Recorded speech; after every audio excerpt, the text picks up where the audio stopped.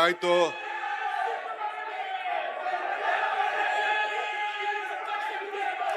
ನೋಡ್ರಿ, ವ್ಯಕ್ತಿ ಪೂಜೆ ಬಿಟ್ಟು ಪಕ್ಷದ ಪೂಜೆ ಮಾಡೋದ್ ಕಲೀರಿ. ನಾನ್ ಆಗಿಂದ ನೋಡ್ತಾ ಇದ್ದೀನಿ, ಇಲ್ಲೊಂದಷ್ಟು ಜನ ಇಲ್ಲೊಂದಷ್ಟು ಜನ, ಇವ್ರೇನು ಕೂದಿ ಹಳ್ಳಿಯಿಂದ ಬಂದಿರೋರೇನು, ಅವ್ರೇನ್ ಕಾರ್ಯಕರ್ತಲ್ವೇ? ಸ್ವಲ್ಪ ಗೌರವದಿಂದ ಕಾಪಾಡಬೇಕು. ನಾವೇನ್ ಮಾತಾಡ್ತೀವಿ ಪಾಪ ಕೇಳವ್ರೆ, 4-5 ಗಂಟೆ ಕಾದವ್ರೆ. ತಾವು ದಯವಿಟ್ಟು ಸ್ವಲ್ಪ ನಿಮ್ಮ ಪ್ರೀತಿ, ವಿಶ್ವಾಸ, ಅಭಿಮಾನ ಎಲ್ಲ ಅರ್ಥ ಆಗ್ತದೆ. ಬರೀ ಫೋಟೋ ತೋರಿಸ್ಬಿಟ್ಟು ಜೈಕರ್ ಹಾಕಿದ ತಕ್ಷಣ ಯಾರಿಗೂ ಸ್ಥಾನ ಸಿಗುದಿಲ್ಲ. ತಟ್ಟೆ ಮರ ಏಟಲ್ಲಿ ಚೆನ್ನಾಗಿ ಗುದ್ದಬೇಕು. ಆಗ ಸ್ವಲ್ಪ ಸುಮ್ಮನೆ ಇರಿ. ಮಾತಾಡ್ಬೇಕಾದ್ರೆ ಎಲ್ಲ ಪಾಪ ಎಲ್ಲ ಹಳ್ಳಿಯಿಂದ ಬಂದವ್ರೆ, ಇನ್ನ ಹೋಗ್ಬೇಕು. ಸ್ವಲ್ಪ ತಾಳ್ಮೆಯಿಂದ ಇಲ್ಲಿರೋ ಹುಡುಗರುಗಳು. ನಾನು ಹಂಗೆ ಯೂತ್ ಕಾಂಗ್ರೆಸ್ ಇಂದ ಬಂದೆ, ಹಿಂಗೆಲ್ಲ ಕಿರ್ಚಿಲ್ಲ ನಾನು. ಸ್ವಲ್ಪ ಇರಿ ನೀವು ಅಷ್ಟೇ, ಇನ್ಯಾರು ಮಾತಾಡ್ಬಾರ್ದು. ಬಂಧುಗಳೇ, ವೇದಿಕೆ ಮೇಲಿರುವಂತ ನಮ್ಮ ರಾಜ್ಯದ ಹಿರಿಯ ನಾಯಕರು, ಉಪಮುಖ್ಯಮಂತ್ರಿಗಳಂತ ಡಾಕ್ಟರ್ ಪರಮೇಶ್ವರ್ ಅವರೇ, ನನ್ನ ಸಹೋದ್ಯೋಗಿಗಳಂತ ಈಶ್ವರ್ ಖಂಡ್ರೆ ಅವರೇ, ಸಾಗರ್ ಖಂಡ್ರೆ ಅವರೇ, ರಹೀಂ ಖಾನ್ ರವರೇ, ಮಾಜಿ ಸಚಿವರಾದಂತ ರಾಜಶೇಖರ್ ಪಾಟೀಲ್ ರವರೇ, ಚಂದ್ರಶೇಖರ್ ಪಾಟೀಲ್ ರವರೇ, ಭೀಮರಾವ್ ಪಾಟೀಲ್ ರವರೇ, ಅರವಿಂದ್ ಅರಳಿ ಅವರೇ, ಪುಂಡ್ಲಿಕ್ ರಾಯರೇ, ಬಸನಗೌಡ ಬಾದಳ್ಳಿ ಅವರೇ, ಜಿಲ್ಲಾ ಕಾಂಗ್ರೆಸ್ನ ಅಧ್ಯಕ್ಷರಾದಂತ ಜಾಬ್ ಶೆಟ್ಟಿಯವರೇ, ವಿಜಯ್ ಸಿಂಗ್ ರವರೇ, ಎಲ್ಲ ನಮ್ಮ ಬ್ಲಾಕ್ ಕಾಂಗ್ರೆಸ್ಸಿನ ಅಧ್ಯಕ್ಷಗಳೇ, ಯೂತ್ ಕಾಂಗ್ರೆಸ್ಸಿನ ಅಧ್ಯಕ್ಷಗಳೇ, ಮಹಿಳಾ ಕಾಂಗ್ರೆಸ್ಸಿನ ಅಧ್ಯಕ್ಷಗಳೇ, ವಿದ್ಯಾರ್ಥಿ ಘಟಕದ ಅಧ್ಯಕ್ಷರೇ ಮತ್ತು ಎಲ್ಲ ಸಂಘ ಸಂಸ್ಥೆ, ಎಲ್ಲ ನಮ್ಮ ಪಕ್ಷದ ಎಲ್ಲ ಪದಾಧಿಕಾರಿಗಳೇ, ಕಾರ್ಯಕರ್ತರೇ, ಸ್ನೇಹಿತರೆ, ಇದನ್ನು ನನ್ನ ಬದುಕಿನಲ್ಲಿ ಸ್ವಲ್ಪ ಕೂತ್ಕೊಳ್ಳೋ ಮರಿ, ನನ್ನ ಬದುಕಿನಲ್ಲಿ ಶಾಶ್ವತವಾಗಿ ನೆನಪಿಡುವಂತ ಒಂದು ದಿನ. ಡಾಕ್ಟರ್ ಪರಮೇಶ್ವರ್ ಹೇಳ್ದಂಗೆ, ನಾನು 6 ವರ್ಷಗಳ ಕಾಲ, 6 ವರ್ಷ 3 ತಿಂಗಳು ಕಾಂಗ್ರೆಸ್ ಪಕ್ಷದ ಅಧ್ಯಕ್ಷನಾಗಿ ಶ್ರೀಮತಿ ಸೋನಿಯಾ ಗಾಂಧಿ ಅವರು, ರಾಹುಲ್ ಗಾಂಧಿ ಅವರು ನನಗೆ ಅವಕಾಶವನ್ನು ಮಾಡಿಕೊಟ್ರು. ಅದಾದ ಮೇಲೆ ಎಂತ ಪರಿಸ್ಥಿತಿಯಲ್ಲಿ ನನ್ನನ್ನ ಆಯ್ಕೆ ಮಾಡಿದ್ರು ಅಂದ್ರೆ, ಆಗ್ತಾನೆ ಜೈಲಿಂದ ಬಂದಿದ್ದೆ. ಗುಂಡ್ರಾಯರು ರಾಜೀನಾಮೆ ಕೊಟ್ಟಿದ್ರು, ಬೈ ಎಲೆಕ್ಷನ್ ಅಲ್ಲಿ ಸೋತಿದ್ದು. ನಮ್ಮ ಸಿದ್ದರಾಮಯ್ಯ ಸಾಹೇಬರು ಕೂಡ, ಅವರು ಕೂಡ ನಾನು ಮಾರಲ್ ರೆಸ್ಪಾನ್ಸಿಬಿಲಿಟಿ ತೆಗೆದುಕೊಂಡು ನಾನು ರಾಜೀನಾಮೆ ಕೊಡ್ತೀನಿ ಅಂತೇಳಿ ಅವರು ಕೂಡ ರಾಜೀನಾಮೆಯನ್ನು ಕೊಟ್ಟಿದ್ರು. ಆಗ ಕೋವಿಡ್ ಕೂಡ ಬಂತು, ಒಬ್ರು ಮಾತಾಡ್ತಿರ್ಲಿಲ್ಲ. ಪೇಪರ್ ಹಾಕೋನು ಕೂಡ ರೂಮ್ ಕೆಳಗಡೆ ಪೇಪರ್ ಹಾಕ್ತಿದ್ರು, ಇನ್ನೊಬ್ರು ಮನೆಗೆ ಹೋಗ್ತಿರ್ಲಿಲ್ಲ. ಬೇಕಾದಷ್ಟು ಹೆಣಗಳು ರಾಶಿ ರಾಶಿ ರಾಶಿ ಬೀಳ್ತಾ ಇದ್ವು. ಭೀಕರವಾದಂತ ದೊಡ್ಡ ಸಂದರ್ಭದಲ್ಲಿ ನನ್ನನ್ನ ಅಧ್ಯಕ್ಷರಾಗಿ ಮಾಡಿದ್ರು. ಅಧಿಕಾರ ತೆಗೆದುಕೊಳ್ಳಕ್ ಆಗ್ಲಿಲ್ಲ, ನಿಮ್ಮನ್ನೆಲ್ಲ ಕರೆಸಿ. ಆಗ ಒಂದು ಉಪಾಯ ಹುಡುಕಿ ನಾನು ಒಂದು ಪ್ರತಿಜ್ಞಾ ಕಾರ್ಯಕ್ರಮ ಅಂತೇಳಿ ಝೂಮ್ ಮುಖಾಂತರ ಸುಮಾರು 11,000 ಪಂಚಾಯತಿಗಳಲ್ಲಿ ಮತ್ತು ವಿವಿಧ ಕಡೆ ನೀವೆಲ್ಲ ಸೇರಿ, ನಿಮ್ ಊರಲ್ಲೇ ಸೇರಿ, ಬರೀ ನಾನು ಭಾರತ್ ಜೋಡೋ ಭವನದಲ್ಲಿ ಮಾತ್ರ ಆ ಒಂದು ಪ್ರತಿಜ್ಞೆಯನ್ನು ತೆಗೆದುಕೊಂಡು ನಿಮ್ಮೆಲ್ಲರಿಗೂ ಕೂಡ ವೀಕ್ಷಣೆ ಮಾಡೋಂತ ಒಂದು ಅವಕಾಶವನ್ನ ಮಾಡಿಕೊಟ್ಟೆ. ಅಲ್ಲಿಂದ ಇಲ್ಲಿವರೆಗೂ ಕೂಡ ನಮ್ಮ ಪಯಣ ಒಳ್ಳೊಳ್ಳೆ ಅನೇಕ ಘಟನೆಗಳನ್ನ ಸಾಕ್ಷಿಗುಡ್ಡೆಯಾಗಿ ಇವತ್ತು ನಿಂತಿದೆ. ಎಲ್ಲ ಚುನಾವಣೆಗಳು ಕೂಡ ಎದುರಿಸಿದ್ದೇವೆ, ಸ್ಥಳೀಯ ಸಂಸ್ಥೆ ಚುನಾವಣೆಯನ್ನು ಎದುರಿಸಿದ್ದೇವೆ, ವಿಧಾನಸಭಾ ಚುನಾವಣೆಯನ್ನು ಎದುರಿಸಿದ್ದೇವೆ. ಈ ರಾಜ್ಯದಲ್ಲಿ ಡಬಲ್ ಇಂಜಿನ್ ಸರ್ಕಾರ ಈ ರಾಷ್ಟ್ರದಲ್ಲಿತ್ತು. ಕೇಂದ್ರದಲ್ಲಿ ಬಿಜೆಪಿ ಸರ್ಕಾರ, ಬಲಿಷ್ಠವಾದ ಬಿಜೆಪಿ ಸರ್ಕಾರ. ಕರ್ನಾಟಕ ರಾಜ್ಯದಲ್ಲಿ ನಮ್ಮನ್ನೆಲ್ಲ, ನಮ್ಮ ಪಕ್ಷದ ಕೆಲವರು 17 ಜನನ ಕರ್ಕೊಂಡು ಒಂದು ಅವ್ರದೇ ಆದಂತ ಸರ್ಕಾರವನ್ನ ಮಾಡಿ ನಮ್ಮ ಕಾರ್ಯಕರ್ತರು ನಿಮ್ನೆಲ್ಲ ಶಕ್ತಿಯನ್ನ ಕುಂದಿಸಿದ್ರು. ಅಂತ ಸಂದರ್ಭದಲ್ಲಿ ಈಶ್ವರ್ ಖಂಡ್ರೆ ಅವರು ಕಾರ್ಯಾಧ್ಯಕ್ಷರಾಗಿ ಕೆಲಸವನ್ನ ನನ್ನ ಜೊತೆ ಮಾಡಿದ್ರು. ನಾವೆಲ್ಲ ಸೇರಿ ಒಟ್ಟಿಗೆ ದುಡಿದು ಈ ರಾಜ್ಯಕ್ಕೆ 136 ಸೀಟನ್ನ ತೆಗೆದುಕೊಂಡು ಬಂದು, ಆದ್ರೆ ನಿಮ್ ಜಿಲ್ಲೆಯಲ್ಲಿ ಕನಿಷ್ಠ 5 ಸೀಟ್ ಬರ್ತದೆ ಅಂತೇಳಿ ನಾನು ನಿರೀಕ್ಷೆಯಲ್ಲಿದ್ದೆ. 5 ಸೀಟ್ ಬರಲಿಲ್ಲ, ಕೇವಲ 2 ಸೀಟ್ ಮಾತ್ರ ಬಂತು. ಆದರೆ ಮುಂದಕ್ಕೆ ನಾನು ನಮ್ಮ ಜಿಲ್ಲಾ ಸಚಿವರು ಕೇಳಿದೆ, ಇಲ್ಲ ತಪ್ಪಾಗಿದೆ, ಮುಂದಕ್ಕೆ ಎಲ್ಲರನ್ನು ಒಟ್ಟಿಗೆ ತೆಗೆದುಕೊಂಡೋಗಿ ಆ 5 ಅಲ್ಲ 6 ಸೀಟನ್ನ ಕೊಡಿಸುವಂತ ಕೆಲಸವನ್ನ ಮಾಡ್ತೇವೆ ಅಂತ ಹೇಳಿ ನನಗೆ ಈಗಾಗಲೇ ಮಾತನ್ನು ಕೂಡ ಈಗ ಕೊಟ್ಟಿದ್ದಾರೆ. ಪಕ್ಷ ಅಧಿಕಾರಕ್ಕೆ ಬಂದ್ರೆ ಮಾತ್ರ ನಾವೇನ್ ಮಾತಾಡಿದ್ದೇವೆ ಆ ಮಾತನ್ನ ನಡೆಸಿಕೊಳ್ಳಿಕ್ಕೆ ಸಾಧ್ಯ. ಇವತ್ತು ಪರಮೇಶ್ವರ್ ಅವರ ಮುಖಂಡತ್ವದಲ್ಲಿ ಪ್ರಣಾಳಿಕೆ ಸಮಿತಿ ಮಾಡಿದು, 5 ಗ್ಯಾರಂಟಿಗಳನ್ನ ಕೊಟ್ಟು ಬಿಜೆಪಿಯವರು ನಗ್ತಾ ಇದ್ರು. ಪ್ರಧಾನಮಂತ್ರಿಗಳು ಸಾಧ್ಯನಾ ಇದು ಅಂತೇಳಿ ಅವರು ಕೂಡ ಗೇಲಿ ಮಾಡ್ತಾ ಇದ್ರು. ಆದ್ರೆ ನಾವು ಇದು ಸಾಧ್ಯನೇ ಇಲ್ಲ ಅನ್ನೋದನ್ನ ನಾವು ಪ್ರತಿದಿನ ನಮ್ಮ ಅಧಿಕಾರ ತೆಗೆದುಕೊಂಡಂತ ಮೊದಲನೇ ದಿನನೇ 5 ಗ್ಯಾರಂಟಿಗಳನ್ನ ಅನುಷ್ಠಾನಕ್ಕೆ ತರಂತ ತೀರ್ಮಾನವನ್ನ ಮಾಡಿ ಇವತ್ತು ಅನುಷ್ಠಾನಕ್ಕೆ ತಂದಿದ್ದೇವೆ. 53ರಿಂದ 54 ಸಾವಿರ ಕೋಟಿ ರೂಪಾಯಿ ಹಣ ಖರ್ಚಾಗ್ತಾ ಇದೆ. ನಮ್ಮ ಗ್ಯಾರಂಟಿಗಳನ್ನು ನೋಡಿ ಕೇಂದ್ರ ಸರ್ಕಾರ, ಬೇರೆ ಬೇರೆ ಬಿಜೆಪಿ ರಾಜ್ಯ ಇರೋಂತ ಆಡಳಿತದಲ್ಲಿರೋಂಥ ಪಕ್ಷಗಳು ಅವರೆಲ್ಲ ಸೇರಿ ನಮ್ಮ ಮಾದರಿ ಗ್ಯಾರಂಟಿಗಳನ್ನ ಅದಕ್ಕೆ ಬೇರೆ ಬೇರೆ ಹೆಸರನ್ನ ಕೊಟ್ಟು ಇವತ್ತು ಇಡೀ ರಾಷ್ಟ್ರದಲ್ಲಿ ಕಾಂಗ್ರೆಸ್ ಸರ್ಕಾರ ಕರ್ನಾಟಕ ರಾಜ್ಯದಲ್ಲಿ ಏನು ಪಕ್ಷ ಅನುಷ್ಠಾನಕ್ಕೆ ತಂದು ಇಡೀ ದೇಶಕ್ಕೆ ನಮ್ಮ ಗ್ಯಾರಂಟಿ ಮಾದರಿ ಆಗಿದೆ. ಅನೇಕ ವಿಶ್ವಸಂಸ್ಥೆಗಳು ಇವತ್ತು ಅದನ್ನೆಲ್ಲ ಮೆಚ್ಚಾ ಇದ್ದಾರೆ. ಇದರ ಫಲ ಯಾರು ಸಿಗ್ಬೇಕು? ನಿಮ್ಗೆ ಸಿಗ್ಬೇಕು. ನೀವು ಅಧಿಕಾರಕ್ಕೆ ತಂದ್ರಿ, ನೀವು ಅಧಿಕಾರಕ್ಕೆ ತಂದದ್ಕೆ ಪ್ರತಿಯೊಂದು ಹೆಣ್ಣು ಮಗಳು ಕುಟುಂಬಕ್ಕೂ ಕೂಡ 2,000 ರೂಪಾಯಿಗೆ ಹೋಗ್ತಾ ಇದೆ. ಉಚಿತವಾಗಿ ಬಸ್ನಲ್ಲಿ ಪ್ರಯಾಣ ಮಾಡ್ತಾ ಇದ್ದಾರೆ. ಪ್ರತಿಯೊಂದು ಮನೆ ಕೂಡ ವಿದ್ಯುತ್ ಶಕ್ತಿಗೆ 200 ಯೂನಿಟ್ ವರೆಗೂ ನಾವು ಉಚಿತವಾಗಿ ಕರೆಂಟ್ ಕೊಡ್ತಾ ಇದ್ದೇವೆ. 10 kg ಅನ್ನಭಾಗ್ಯ ಕೊಡ್ತಾ ಇದ್ದೇವೆ. ವಿದ್ಯಾರ್ಥಿಗಳಿಗೆ ಯುವ ನಿಧಿಯನ್ನ ಕೊಡ್ತಾ ಇದ್ದೇವೆ. ಇದು ಬಿಜೆಪಿಯ ಯಾವ್ದಾರು ಕಾಲದಲ್ಲಿ ಇಂಥ ಕಾರ್ಯಕ್ರಮನ ಕೊಡಕ್ ಆಯ್ತಿತ್ತ? ಹಿಂದೆ ಮೋದಿರವರು ಅಧಿಕಾರಕ್ಕೆ ಬರಕ್ಕಿನ ಮುಂಚಿತವಾಗಿ ಅಚ್ಚೇ ದಿನ ತರ್ತೀವಿ ಅಂತ ಹೇಳಿದ್ರು. ನಿಜನಾ? ಎಲ್ಲರ ಅಕೌಂಟ್ಗೂ ಕೂಡ ವಾಪಸ್ ಓಪನ್ ಮಾಡಿಸಿದ್ರು, ಜನ್ಧನ್ ಅಕೌಂಟ್ ಅಂತೇಳಿ. 15 ಲಕ್ಷ ರೂಪಾಯಿ ಎಲ್ಲರ ಅಕೌಂಟ್ಗೆ ಕೊಡ್ತೀವಿ ಅಂತ ಮಾತು ಕೊಟ್ಟಿದ್ರು ಇಲ್ಲೋ? ಏನಾರು ಅನುಷ್ಠಾನಕ್ಕೆ ಬಂದು 15 ಲಕ್ಷ ರೂಪಾಯಿ ನಿಮ್ಮ ಅಕೌಂಟ್ಗೆ ಯಾರಿಗಾರು ಬಂತ? ಆದ್ರೆ ನಾವು ನುಡಿದಂತೆ ನಡೆದಿದ್ದೇವೆ. ಇವತ್ತು ನೀವು ಕೇಳಬೇಕು, ಅವ್ರಿಗೆ ಕೇಳಬೇಕು. ನೀವು ಅಧಿಕಾರಕ್ಕೆ ಬಂದ್ರಿ, 3 ಟರ್ಮ್ ಆಯ್ತು, ನಮ್ಮ ಅಕೌಂಟ್ಗೆ ಯಾವ ಹಣನೂ ಬರ್ಲಿಲ್ಲ ಅಂತ ನೀವು ಕೇಳಬೇಕು.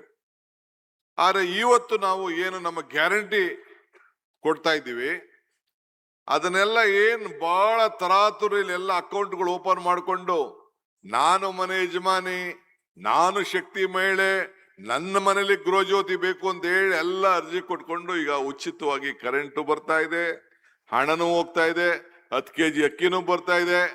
ಎಲ್ಲರೂ ಕೂಡ ಇವತ್ತು ಉಪಯೋಗವನ್ನು ಪಡ್ಕೊಳ್ತಾ ಇದ್ದಾರೆ. ಪಡ್ಕೊಳ್ಳಿ, ನನಗೇನು ಬೇಜಾರಿಲ್ಲ. ಆದ್ರೆ ಉಪಕಾರ ಸ್ಮರಣೆ ಇಟ್ಕೊಳ್ಬೇಕಲ್ಲ, ಅದನ್ನ ನೀವು ನೆನೆಸ್ಬೇಕು. ಯಾರು ನೆನೆಸ್ಬೇಕು? ನೀವು ನೆನೆಸ್ಬೇಕು. ಅದಕ್ಕೋಸ್ಕರ ಈಗ ನಾವು ಗ್ಯಾರಂಟಿಗಳನ್ನ ಹೊಸದಾಗಿ ಕಾರ್ಯಕರ್ತರಿಗೆ ಶಕ್ತಿಯನ್ನು ಕೊಡಬೇಕು ಅಂತೇಳಿ 15 ಜನ ಸದಸ್ಯರಂತ ಪ್ರತಿ ತಾಲೂಕಿನಲ್ಲಿ, ವಿಧಾನಸಭಾ ಕ್ಷೇತ್ರದಲ್ಲಿ, ಜಿಲ್ಲೆಯಲ್ಲಿ ನಮ್ಮ ನಾಯಕರುಗಳನ್ನಾಗಿ ಇದನ್ನ ಜನರಿಗೆ ನೆನಪು ಮಾಡಬೇಕು ಅಂತ ಹೇಳಿ ಈ ಕಾರ್ಯಕ್ರಮವನ್ನ ನಿಮ್ಮನ್ನ ನಾಮಕರಣ ಮಾಡ್ದು. ಈಗ ನನಗೆ 3 ವರ್ಷ ಆದ್ಮೇಲೆ ಶ್ರೀಮತಿ ಸೋನಿಯಾ ಗಾಂಧಿ ಅವರು, ರಾಹುಲ್ ಗಾಂಧಿ ಅವರು, ಮಲ್ಲಿಕಾರ್ಜುನ್ ಖರ್ಗೆ ಅವರು ಡಿ.ಕೆ. ಶಿವಕುಮಾರ್ ಅವ್ರನ್ನ ಮುಖ್ಯಮಂತ್ರಿ ಮಾಡಬೇಕು ಅಂತೇಳಿ ತೀರ್ಮಾನ ಮಾಡಿ ನನಗೆ ಜವಾಬ್ದಾರಿ ಕೊಟ್ಟ ಮೇಲೆ ನಾನು ಒಬ್ಬ ಪಕ್ಷದ ಕಾರ್ಯಕರ್ತನಾಗಿ ಇಲ್ಲಿವರೆಗೂ ಬೆಳೆದಿದ್ದೇನೆ. ಒಬ್ಬ ವಿದ್ಯಾರ್ಥಿ ನಾಯಕರಾಗಿ, ಯೂತ್ ಕಾಂಗ್ರೆಸ್ ನಾಯಕರಾಗಿ ವಿವಿಧ ಹಂತದಲ್ಲಿ ಈ ಪಕ್ಷದ ಸಂಘಟನೆಯಲ್ಲಿ ಬೆಳ್ಕೊಂಡು ಬಂದಂತವನು. ಇವತ್ತು ನನಗೆ ಈ ಒಂದು ಅವಕಾಶ ಸಿಕ್ಕಿದಾಗ ನಾನೊಬ್ಬ ಕಾರ್ಯಕರ್ತ ಇಲ್ಲಿವರೆಗೂ ಬೆಳೆದಿದ್ದೇನೆ. ನನ್ನಿಂದ ನೂರಾರು ಕಾರ್ಯಕರ್ತರು ಪ್ರತಿಯೊಂದು ಕ್ಷೇತ್ರದಲ್ಲಿ ಇರಬೇಕು ಅಂತೇಳಿ ಪ್ರತಿ ಪಂಚಾಯತಿಯಲ್ಲೂ ಕೂಡ ಇನ್ನೊಂದು ತಿಂಗಳೊಳಗಡೆ 6 ಜನ ಗ್ಯಾರಂಟಿ ಸಮಿತಿಯ ಸದಸ್ಯರನ್ನ ನೇಮಕ ಮಾಡಬೇಕು ಅಂತೇಳಿ ತೀರ್ಮಾನವನ್ನ ಈಗಾಗಲೇ ನಾನು ಮಾಡಿದ್ದೇನೆ. ಸೊ ಅದನ್ನ ನಮ್ಮ ಎಲ್ಲ ಶಾಸಕರು, ನಮ್ಮ ಜಿಲ್ಲಾ ಸಚಿವರುಗಳು, ಗ್ಯಾರಂಟಿ ಸಮಿತಿಯ ಮುಖಂಡರುಗಳು ಆ ಜವಾಬ್ದಾರಿ ತೆಗೆದುಕೊಂಡು ಇನ್ನೊಂದು ತಿಂಗಳೊಳಗಡೆ ಅವ್ರನ್ನೆಲ್ಲ ನೇಮಕವನ್ನು ಮಾಡಿ ಇವತ್ತು ಮತ್ತೆ ಅದನ್ನ ಮರುಪರಿಶೀಲನೆಯನ್ನ ಮಾಡ್ತೇವೆ. ಮರುಪರಿಶೀಲನೆ ಅಂದ್ರೆ ಕೆಲವರು ಒಂದೇ ಅಕೌಂಟ್ಗೆ ಇಬ್ಬಿಬ್ರು ದುಡ್ಡು ಹೋಗ್ತಾ ಇತ್ತು. ಒಂದೇ ಅಕೌಂಟ್ ವಿವಿಧ ರೀತಿಯಲ್ಲಿ ತಾವೆಲ್ಲ ಮಾಧ್ಯಮದಲ್ಲಿ ನೋಡ್ತಾ ಇದ್ರಿ. ಒಂದೇ ಫೋನ್ ನಂಬರು ಬೇರೆ ಬೇರೆ ಇತ್ತು. ಸೊ ಬೇಕಾದಷ್ಟು ಲೋಪದೋಷ ಇತ್ತು. ಸುಮಾರು ಜನ ಕೋಟ್ಯಾಂತರ ರೂಪಾಯಿ ಹಣ ಸತ್ತವರಿಗೆ ರಿಜಿಸ್ಟರ್ ಮಾಡ್ಕೊಳ್ದೆ ಸರ್ಕಾರಕ್ಕೆ ತಿಳಿಸದೆ ಹಣವನ್ನ ತೆಗೆದುಕೊಳ್ತಾ ಇದ್ರು. ಇಂಥ ಸಂದರ್ಭದಲ್ಲಿ ನಾವು ಅವ್ರಿಗೆ ಮರುಪರಿಶೀಲನೆ ಅಂತ ಅಂದ್ರೆ ನಿಲ್ಸೋದಂತ ಅಲ್ಲ, ಮತ್ತೆ ನ್ಯಾಯವಾದಂತ ಜನರಿಗೆ ನೇರವಾಗಿ ಅವ್ರಿಗೆ ಹಣವನ್ನ ತಲುಪಬೇಕು. ಕೆಲವ್ರಿಗೆ ಸಾಲದ ಅಕೌಂಟ್ಗೆ ಹೋಗ್ತಾ ಇತ್ತು, ಬೇರೆಯವರು ಅದನ್ನ ದುರುಪಯೋಗವನ್ನ ಮಾಡ್ಕೊಳ್ತಾ ಇದ್ರು. ಅದನ್ನ ತಪ್ಪಿಸ್ಬೇಕು ಅಂತೇಳಿ ನೇರವಾಗಿ ಯಾರ ಫೋನ್ ನಂಬರ್ ಇದೆ ಈಗ ಸರಿಯಾದ ಫೋನ್ ನಂಬರ್ ಅನ್ನ ಪಡ್ಕೊಂಡು ಎಲ್ಲರಿಗೂ ಕೂಡ ಅರ್ಹರಿಗೆ ಕೊಡಬೇಕು ಅಂತೇಳಿ ಈ ತೀರ್ಮಾನವನ್ನ ಮಾಡಿ ಇವತ್ತು ಮತ್ತೆ ನಾವು ತೀರ್ಮಾನವನ್ನ ಮಾಡ್ತಾ ಇದ್ದೇವೆ. ನಮ್ಮ ರಾಜ್ಯವ್ರು ನಾವು ಕೊಡಬೇಕು, ಬೇರೆ ರಾಜ್ಯವ್ರ ಬಗ್ಗೆ ನಾವು ಚಿಂತೆ ಮಾಡೋದು ಬೇಡ. ಅಲ್ಲೆಲ್ಲಿಂದ ನಾವು ಕೆಲ್ಸಕ್ಕೆ ಬಂದಿರೋರ್ಗೆಲ್ಲ ನಾವು ತೀರ್ಕೊಡೋಕೆ ಆಗುದಿಲ್ಲ. ನಮ್ಮ ರಾಜ್ಯದಲ್ಲಿರುವಂತಹ ಪ್ರತಿಯೊಬ್ಬರಿಗೂ ನಾನು ಹೇಳಿದ್ದೇನೆ, ಯಾರಿಗೂ ಕೂಡ ನಾವು ಈ ಗ್ಯಾರಂಟಿ ನಿಲ್ಲಿಸುವಂತ ಪ್ರಶ್ನೆ ಇಲ್ಲ. ಈ ರಾಜ್ಯದಲ್ಲಿ ಯಾರು ಇಲ್ಲಿದ್ದಾರೆ, ಯಾರು ಮತವನ್ನ ಮಾಡ್ಕೊಳ್ತಾ ಇದ್ದಾರೆ, ಯಾರು ಬದುಕನ್ನ ಇಲ್ಲಿ ಕಟ್ಕೊಳ್ತಾ ಇದ್ದಾರೆ, ಅವರೆಲ್ಲರಿಗೂ ಕೂಡ ನಾವು ಇದನ್ನ ಮುಂದುವರಿಸುವಂತ ಕೆಲಸವನ್ನ ನಾವು ಮಾಡ್ತೇವೆ. ಸೊ ಅದರಿಂದ ಯಾರು ಕೂಡ ಗಾಬರಿ ಮಾಡ್ಕೊಳ್ಳುವಂತ ಅವಶ್ಯಕತೆ ಇಲ್ಲ. ಒಂದು ಮಾತ್ರ ಈಗಾಗಲೇ ಪರಮೇಶ್ವರ್ ಅವರು ಮತ್ತು ನಮ್ಮ ನಾಯಕರುಗಳು ಏನ್ ಹೇಳಿದ್ರು ಅಂತಂದ್ರೆ, ನಿಮ್ಮ ಮತದ ಹಕ್ಕನ್ನ ನೀವು ಕಾಪಾಡಿಕೊಳ್ಬೇಕು. ನಿಮ್ಮ ಮತದ ಹಕ್ಕು ನಿಮ್ದು, ನಿಮ್ಮ ಬದುಕಿನ ಹಕ್ಕು ನಿಮ್ದು. ಅದಕ್ಕೆ ಈಗ SIR ಅಲ್ಲಿ SIR ಅಂತ ಏನ್ ಮಾಡ್ತಾ ಇದ್ದಾರೆ ಅಂತ ಅಂದ್ರೆ ಸ್ಪೆಷಲ್ ಇನ್ಸೆಂಟಿವ್ ರಿವಿಷನ್ ಅಂತ. ಇದು ಹೊಸದಾಗಿ ನಿಮ್ಮ ಮತದ ಏನು ಒಂದು ಗುರುತಿನ ಚೀಟಿಯನ್ನ ಕೊಡುವಂತ ಕೆಲಸ ನಡೀತದೆ. ಹೊಸ ವೋಟರ್ ಲಿಸ್ಟು ಪ್ರಯಾಣ ಆಗ್ತದೆ. ಆದ್ರೆ ನಿಮ್ಮೆಲ್ಲರಿಗೂ ಕೂಡ 29ನೇ ತಾರೀಕು ಒಳಗಡೆ ಎಲ್ಲ ಪ್ರತಿಯೊಂದು ಮನೆಗೂ ಕೂಡ ಮನೆಗೆ ಅವರು ಒಂದು ಫಾರಂ ತಂದು ಕೊಡ್ತಾರೆ, ಎನ್ಯುಮರೇಷನ್ ಫಾರ್ಮ್. ನಾನಾಗಿರ್ಬೋದು, ಪರಮೇಶ್ವರ್ ಆಗಿರ್ಬೋದು, ಈಶ್ವರ್ ಖಂಡ್ರೆ ಆಗಿರ್ಬೋದು, ಯಾವುದೇ MLA ಇರ್ಲಿ, ನಾವು ವಾಪಸ್ ಅದನ್ನ ಫಿಲ್ಅಪ್ ಮಾಡಿಬಿಟ್ಟು ನಾವು ಅವ್ರಿಗೆ ಕೊಟ್ಟಾಗ ಮಾತ್ರ ಆ ಮತ ಇರ್ತದೆ ಹೊರತು ನೀವು ವಾಪಸ್ಸು ನೀವು ಫಿಲ್ಅಪ್ ಮಾಡಿ ಕೊಡ್ಲಿಲ್ಲ ಅಂದ್ರೆ ನಿಮ್ಮ ಮತ ಇರುವುದಿಲ್ಲ. ಅದಕ್ಕೆ ನೀವು ಕಡ್ಡಾಯವಾಗಿ ಈಗಾಗಲೇ ನಾವು ಪ್ರತಿಯೊಂದು ಪಂಚಾಯತಿಗೂ ಪ್ರತಿಯೊಂದು ಬೂತ್ ನಲ್ಲೂ ಕೂಡ ಅವಕಾಶ ಮಾಡಿಕೊಟ್ಟಿದ್ದಾರೆ. ಬಿಜೆಪಿ ಅವ್ರಿಗೂ ಅವಕಾಶ ಮಾಡಿಕೊಟ್ಟಿದ್ದಾರೆ, ಕಾಂಗ್ರೆಸ್ ಅವ್ರಿಗೂ ಅವಕಾಶ ಮಾಡಿಕೊಟ್ಟಿದ್ದಾರೆ. ನಮ್ಮ ಬೂತ್ ಲೆವೆಲ್ ಏಜೆಂಟ್ ಅನ್ನ ನಾವು ನೇಮಕ ಮಾಡಿದ್ದೇವೆ, ಅವ್ರಿಗೆ ಸಹಾಯ ಮಾಡಬೇಕು ಅಂತೇಳಿ. ಸೊ ಫಾರಮ್ನ ಈಸ್ಕೊಂಡು 29ನೇ ತಾರೀಕು ಒಳಗೆ BLA ಒಳಗೆ ಕೊಡ್ಬೋದು.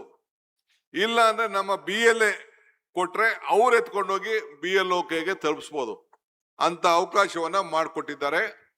ಆದ್ರಿಂದ ನಮ್ಮೆಲ್ಲ ಕಾರ್ಯಕರ್ತರು ನೀವು ಗಮನದಲ್ಲಿ ಇಟ್ಕೊಳ್ಬೇಕು.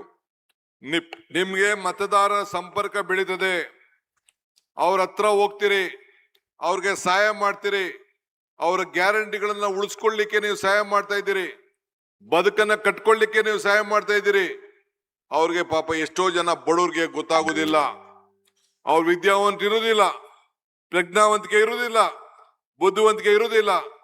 ನಿಮ್ಮನ್ನ ಪಕ್ಷ ಇವತ್ತು ನೇಮಕವನ್ನ ಮಾಡಿ BLA 2 ಅಂತ ನೇಮಕ ಮಾಡಿ ನಿಮ್ಗೆ ಈ ಒಂದು ಜವಾಬ್ದಾರಿಯನ್ನ ಸಂವಿಧಾನದಲ್ಲಿ ಎಲೆಕ್ಷನ್ ಕಮಿಷನ್ ಅವರು ಕೊಟ್ಟಂತ ಶಕ್ತಿಯಿಂದ ಇವತ್ತು ನೀವೆಲ್ಲ ಅವ್ರಿಗೆ ಕಾಪಾಡುವಂತ ಕೆಲಸ ಆಗ್ತದೆ. ಆದ್ರಿಂದ ನಾನು ನಮ್ಮ ಖಂಡ್ರೆ ಸಾಹೇಬ್ರಿಗೆ ಹೇಳ್ದೆ, ನಾನು ಫಸ್ಟ್ ನಮ್ಮ ಕಾರ್ಯಕರ್ತರನ್ನ ನಾನು ಭೇಟಿ ಮಾಡಬೇಕು. ನೀವೇ ನಮ್ಮ ಪಕ್ಷಕ್ಕೆ ಆಧಾರ ಸ್ತಂಭ. ಈ ರಾಜ್ಯದಲ್ಲಿ ಮತ್ತೆ ಅಧಿಕಾರಕ್ಕೆ ತರೋರು ನೀವೇ, ಈಗ ಅಧಿಕಾರಕ್ಕೆ ತಂದಿರೋರು ನೀವೇ. ಆದ್ರಿಂದ ನಿಮ್ಗೆ ನಾನು ತಿಳುವಳಿಕೆಯನ್ನು ಕೊಡುವಂತ ಕೆಲಸವನ್ನ ಮಾಡಬೇಕು, ನಿಮ್ಗೆ ಶಕ್ತಿಯನ್ನು ಕೊಡುವಂತ ಕೆಲಸ ಮಾಡಬೇಕು. ಇದನ್ನ ತಾವು ನಮಗೆ ನಾನು ಹೇಳಲಿಕ್ಕೆ ಬಯಸ್ತೇನೆ. ಆಯ್ತಪ್ಪ, ಬಿಜೆಪಿಯವರು ದಳದವರು ಅಧಿಕಾರದಲ್ಲಿ ಇದ್ರು, ಇಂಥದ್ದು ಯಾವ್ದಾದ್ರು ಒಂದು ಬಡವರಿಗೆ ಸಹಾಯ ಮಾಡುವಂತ ಕಾರ್ಯಕ್ರಮ ಮಾಡಿದ್ರ? ಒಂದ್ ಹಕ್ಕಿ ಕೊಟ್ಟಿದ್ರ? ಒಂದ್ ಹಕ್ಕಿ ಓಲಿ ಬೇಡ, ಇಂದ ಯಾವ್ದಾದ್ರು ಒಂದು ವಿದ್ಯುತ್ ಶಕ್ತಿ. ಇವತ್ತು ರೈತರಿಗೆ 20,000 ಕೋಟಿ ರೂಪಾಯಿ ವೆಚ್ಚದ ಹಣ ಈ ರೈತರಿಗೆ ಫ್ರೀ ಕರೆಂಟ್ ಕೊಡ್ತಾ ಇದೀವಿ. ಯಾರು ಕೊಟ್ರು? ಕಾಂಗ್ರೆಸ್ ಸರ್ಕಾರ ಕೊಡ್ತು. ಆಶ್ರಯ ಮನೆ ಯಾರು ಕೊಟ್ರು? ಕಾಂಗ್ರೆಸ್ ಸರ್ಕಾರ ಕೊಟ್ರು. ಉಳುನ್ಗೆ ಭೂಮಿ ಯಾರು ಕೊಟ್ರು? ಕಾಂಗ್ರೆಸ್ ಸರ್ಕಾರ ಕೊಡ್ತು. ಇವತ್ತು ಎಲ್ಲ ತರದ ಹಕ್ಕನ್ನ ಇವತ್ತು ಯಾವ್ದಾದ್ರು ಕೊಟ್ಟಿತ್ತು ಅಂತಂದ್ರೆ ಕಾಂಗ್ರೆಸ್ ಸರ್ಕಾರದಿಂದ ಮಾತ್ರ ಸಾಧ್ಯ. ಆದ್ರಿಂದ ನೀವೆಲ್ಲ ನೆನ್ಸ್ಕೊಳ್ಬೇಕು, ಅವ್ರು ತಿಳಿಸ್ಬೇಕು. ಈಗ ನಮ್ಮ ತಾಯಿ ನಾವು ನೆನ್ಸ್ಕೊಳ್ತೀವಿ, ತಾಯಿನ ಅಮ್ಮನ. ಯಾಕೆ? ಅವಳು ಕೊಡುವಂತ ಪ್ರೀತಿ. ಅಮ್ಮನ ನೆನಪು ಪ್ರೀತಿಯ ಮೂಲ, ಗುರುವಿನ ನೆನಪು ಜ್ಞಾನವೇ ಮೂಲ, ದೇವರ ನೆನಪು ಭಕ್ತಿಯ ಮೂಲ, ಈ ಮೂರರ ನೆನಪು ಮನುಷ್ಯತ್ವ ಮೂಲ, ಮನುಷ್ಯತ್ವ ಮೋಕ್ಷಕ್ಕೆ ಮೂಲ. ಹಂಗೆ ಮನುಷ್ಯತ್ವ ಇರೋಂತ ಯಾರು ಈ ರಾಜ್ಯದಲ್ಲಿ 5 ಗ್ಯಾರಂಟಿಗಳನ್ನ ತೆಗೆದುಕೊಂಡು ಅವರ ಬದುಕನ್ನ ಕಟ್ಕೊಂಡು ತಿಂಗಳಿಗೆ 5,000 ರೂಪಾಯಿ ತೆಗೆದುಕೊಂಡು ಇವತ್ತು ಯಾವ ಪಕ್ಷ ಯಾರು ಕೂಡ ಇಂಥ ಕಾರ್ಯಕ್ರಮಗಳನ್ನ ಕೊಡಕ್ಕಾಗ್ಲಿಲ್ಲ. ಅಂತ ಕಾರ್ಯಕ್ರಮಗಳನ್ನ ಕೊಟ್ಟು ಇವತ್ತು ಸಹಾಯ ಮಾಡಿದ್ದೇವೆ. ಎಲೆಕ್ಷನ್ ಟೈಮ್ ಬಂದಿದೆ, ನಾನು ಬಂದು ಬಹಳ ಒಂದು ಮಾತನ್ನ ನಿಮ್ಗೆಲ್ಲ ಕೊಟ್ಟು ಹೋಗಿದ್ದೆ. ಮಾತು ಕೊಡೋದು ಮುಖ್ಯ ಅಲ್ಲ, ಆ ಮಾತನ್ನ ಉಳಿಸ್ಕೊಳ್ಳೋದು ಬಹಳ ಮುಖ್ಯ. ಏನ್ ಹೇಳಿದ್ದೆ? ಕಮಲ ಕೆರೆಯಲ್ಲಿದ್ದರೆ ಚಂದ, ತೆನೆ ಹೊಲದಲ್ಲಿದ್ದರೆ ಚಂದ, ಈ ದಾನ ಧರ್ಮ ಮಾಡುವ ಕೈ ಅಧಿಕಾರದಲ್ಲಿದ್ರೆ ಮಾತ್ರ ಚಂದ ಅಂತ ಹೇಳಿದ್ದೆ. ಈ ದಾನ ಧರ್ಮ ಮಾಡುವ ಕೈ ಅಧಿಕಾರಕ್ಕೆ ಬಂದದ್ಕೆ ವಿಧಾನಸೌಧದಲ್ಲಿ ನಾವು ಕೂತ್ಕೊಂಡದ್ಕೆ ಪರಮೇಶ್ವರು, ನಾನು, ಈಶ್ವರ್ ಖಂಡ್ರೆ ಅವರು, ರಹೀಂ ಖಾನ್ ರವರು ನಾವೆಲ್ಲ ಅಧಿಕಾರಕ್ಕೆ ಕೂತ್ಕೊಂಡೋದಕ್ಕೆ ಏನ್ ಮಾಡ್ದೋ? ನಿಮ್ಗೆ ಶಕ್ತಿ ತುಂಬಿದ್ದೇವೆ. ಬಡ ಜನತೆಗೆ ಏನು ಬೆಲೆಗಳು ಗಗನಕ್ಕೆ ಹೋಗ್ತಾ ಇದೆ, ಆದಾಯ ಪಾತಾಳಕ್ಕೆ ಹೋಗ್ತಾ ಇದೆ. ಈ ದೇಶದ ಪ್ರಧಾನಮಂತ್ರಿಗಳು ಏನ್ ಹೇಳಿದ್ರು?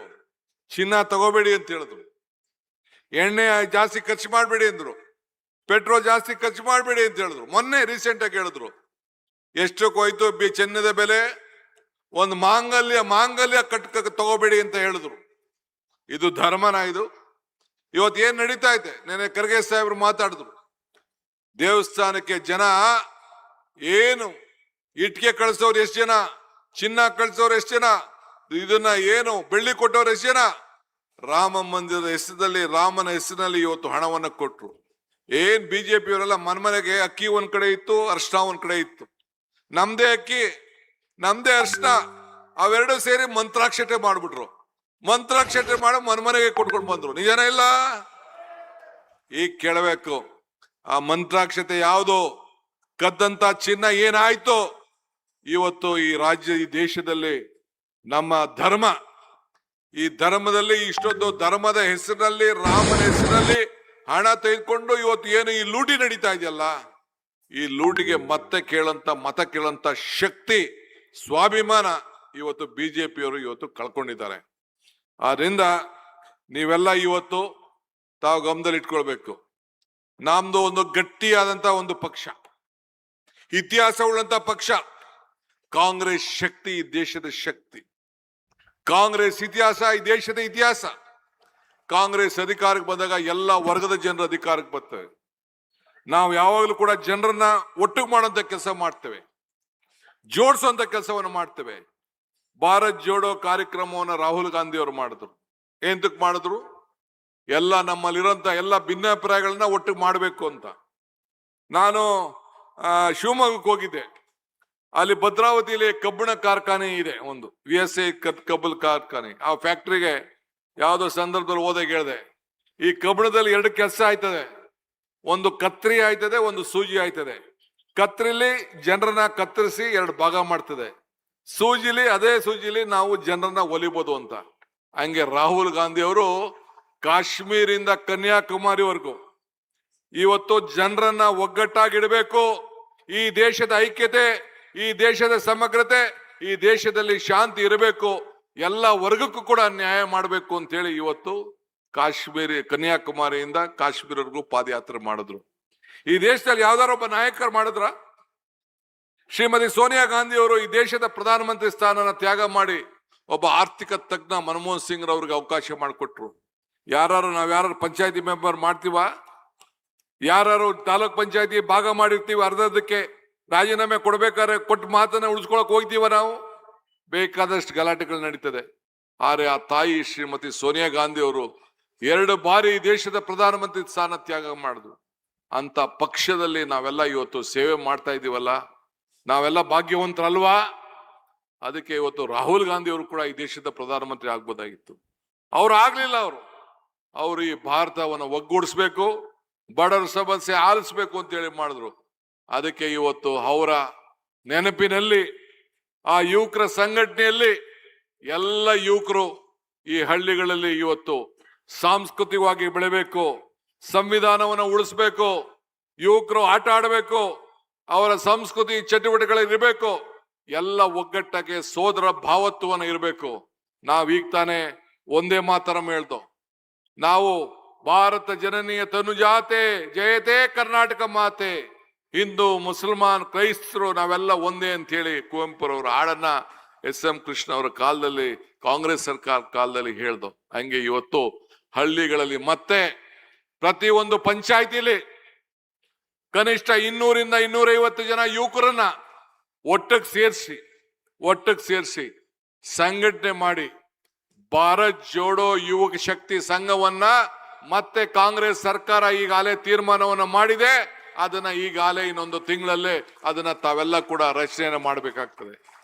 ಸದ್ಯದಲ್ಲೇ ನಿಮ್ಗೆಲ್ಲ ಆದೇಶಗಳು ನಮ್ಮ ಪಂಚಾಯತಿಗಳು ಬರ್ತದೆ. ಅದನ್ನ ಇವತ್ತು ಆ ಕಾರ್ಯಕ್ರಮವನ್ನು ರೂಪಿಸಿದ್ದೇವೆ. ನಮ್ಮ ಸರ್ಕಾರ ಬಂದ ಹೊಸ 15,000 ಹುದ್ದೆಗಳು ವಿಶೇಷ ನೇಮಕಾತಿಯಲ್ಲಿ ಗೋದಾವರಿ ಕೃಷ್ಣ ಜೋಡಣೆಗೆ 3 ಮುಖ್ಯಮಂತ್ರಿಗಳು ಸೇರಿ ಇವತ್ತು ನಾನು SR ಪಾಟೀಲ್, CR ಪಾಟೀಲ್ ರವರು, ನಾನು, ಚಂದ್ರಬಾಬು ನಾಯ್ಡು, ರೇವಂತ್ ರೆಡ್ಡಿ ನಾವೆಲ್ಲ ಸೇರಿ ತುಂಗಭದ್ರದಲ್ಲಿ ಒಂದು ಒಮ್ಮತದ ಅಭಿಪ್ರಾಯಕ್ಕೆ ಬಂದಿದ್ದೇವೆ. ಇವತ್ತು ರೈತರ ಬದುಕಿಗೆ ಕಲ್ಯಾಣ ಕರ್ನಾಟಕದ ಜನ, ಏನು ಬಳ್ಳಾರಿ ಜನ, ರಾಯಚೂರು ಜನ, ಇವತ್ತು ಮತ್ತು ಈ ಆಂಧ್ರ ಮತ್ತು ತೆಲಂಗಾಣ ಜನ ಎಲ್ಲರೂ ಸೇರಿ ಒಗ್ಗಟ್ಟಿನಿಂದ ವಿಜಯನಗರ, ಕೊಪ್ಪಳ ಜನ, ಆ ರೈತರಿಗೆಲ್ಲ ಅನುಕೂಲ ಆಗ್ಲಿಕ್ಕೆ ಒಂದು